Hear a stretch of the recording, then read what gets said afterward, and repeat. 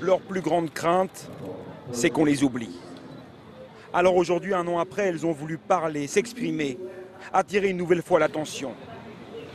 Devant les médias venus du monde entier, des familles chinoises et malaisiennes, effondrées, mais dignes. Tu m'avais promis d'être toujours à mes côtés. Ton absence est une injustice. Tu dois revenir. Dans le public, Itan Maizura. Elle était enceinte quand son mari, Stewart sur le vol, a disparu.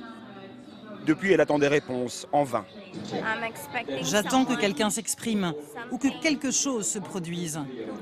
Qu'ils disent la vérité, ce qui s'est vraiment passé. Où se trouve l'avion? Si vous dites qu'il n'y a pas de survivants, ramenez l'avion. Ramenez des preuves. Si vous dites qu'ils sont morts, ils sont morts. Mais au moins, ramenez quelque chose.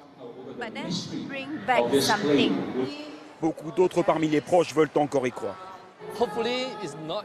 J'espère que l'avion n'est pas dans l'océan, mais qu'il est quelque part, gardé par quelqu'un ou par un pays. Au même moment, la télévision nationale malaisienne interrompt ses programmes. Des experts mandatés par le gouvernement livrent en direct les premières conclusions de l'enquête. Rien de neuf, ils confirment juste qu'il n'y aurait eu aucune anomalie mécanique. Ce n'est pas l'objectif de cette enquête de condamner ou d'indiquer une quelconque responsabilité. Pas suffisant pour beaucoup de Malaisiens déçus après 1 an d'enquête. Ce rapport aurait dû être beaucoup plus complet, avec plus d'informations. C'est très superficiel.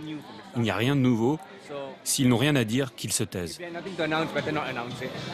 Nos espoirs et prières accompagnent les familles. Et je pense qu'elles méritent mieux que ce rapport. Les familles lancent aussi aujourd'hui une pétition internationale pour demander que les recherches ne s'arrêtent qu'une fois l'appareil retrouvé.